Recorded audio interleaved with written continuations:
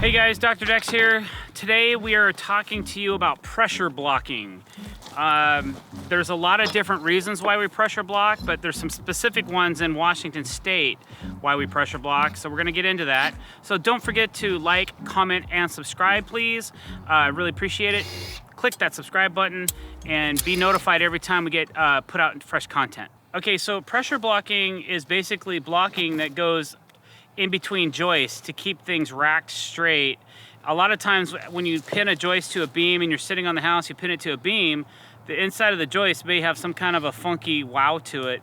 So one thing that you can do to straighten out all your runs is do some center span pressure blocking where you're in the center of the joist, and what that does is it kind of locks the deck together, keeps it from moving around so much while you're walking around on it, and also keeps nice straight lines so when you fasten your deck boards, the joists are straight. We don't do a lot of that at Dr. Decks. We're usually doing a mid-span pressure blocking over the beam. And the reason we do that is because in Washington, there's a lot of earthquakes. And earthquakes shake a deck. So what pressure blocking does is it helps keep the joists from doing this in an earthquake. Okay? So you can see right here, I've got a block. Now this is kind of a unique example that I'm showing you guys today because these are 4x8, so these are all beams. Usually I wouldn't need a pressure block a beam, but because this is a dock, it's a special instance, so I'm gonna go ahead and explain to you what we're doing and why. So what we did was we put a 2x8 underneath all these 4x8s and we locked it all together with some Fasten Master timber locks, right? So once that was established, we still have this is a really long span. It's 16 feet in between bulkhead to the first beam on this dock. So I wanted to stiffen the middle of the run. So we put in our bottom piece, plate. Then I'm having the guys put in some blocking. Now this one's a little short for right here, but we're gonna recut this and make it tighter. And what this does is once it's all locked in, we're also putting some screws from underneath here into the bottom of these blocks, so that what it does is this whole run will act as a simultaneous beam. And as you're walking and you're abusing this dock, because docks take way more abuse than a deck will, it compresses as one instead of an individual beam. And that was my goal, was to make this thing as sturdy as I possibly could. And we've done quite a bit of work to it, and it's amazing how well that this frame is turning out.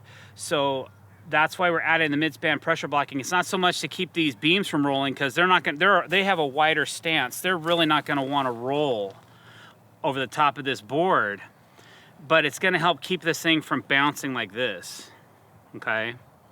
So that's my thought on why we're doing pressure blocking on this dock, is to keep all these acting as one and all together to give it more strength. Now we'll go up to the upper deck and I'll show you traditional mid-span pressure blocking and over beams and why we do it and why we did it this way.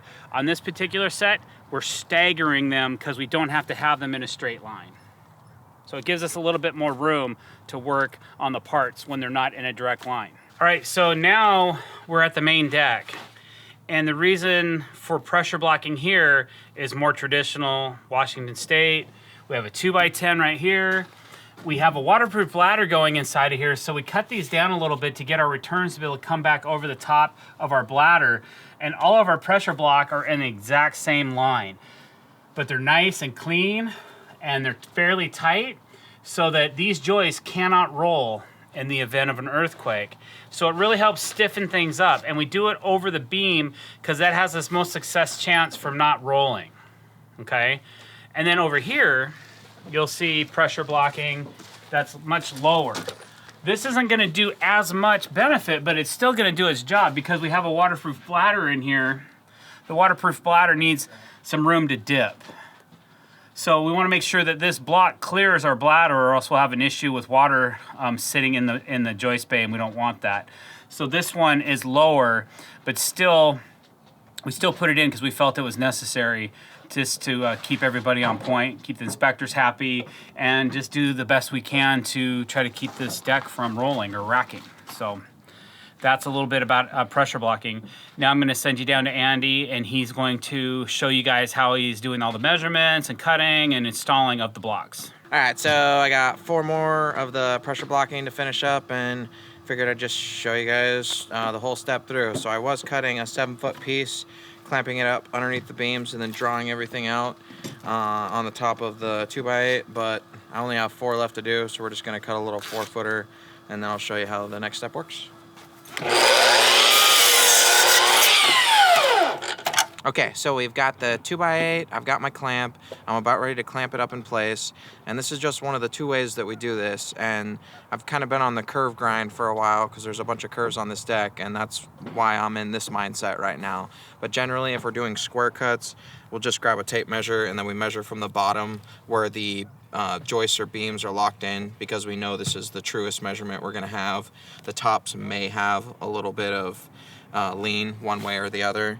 So yeah, first step, we just grab the 2x8. We try to basically max it out as much as possible. You know, you want to cut off as little as you can. We just are minimal on waste every time. So if you're doing a curved deck or something like that, this would be the way to do it. And then you just find your angle, take it over to the chop saw, cut it on the chop saw. If it was too much of an angle, cut it with a chainsaw. And then the other step that you would do is just grabbing your trusty tape, and then whether you're gonna be on this side of the block or not, try to measure whatever side you're gonna be on. And you just stick your tape underneath, and then to me that looks like 9 3/4 plus, pretty much on the dot, 9 3/4 plus. And we just grab the rest of the measurements, go over to the chop saw, we'll cut this up, and then we'll get the blocks installed. So when we're cutting our pressure blocking, sometimes we'll do them a minus smaller, a 1/16, just to ensure that we're not like jamming anything outward and putting an unnecessary curve into straight beams or joists or whatever. So when I'm cutting them, if I have, I don't know if you guys can see that, but if I have just a little bit of my pencil lead left, just to ensure that it's not a tight fit, I would just trim the slightest amount.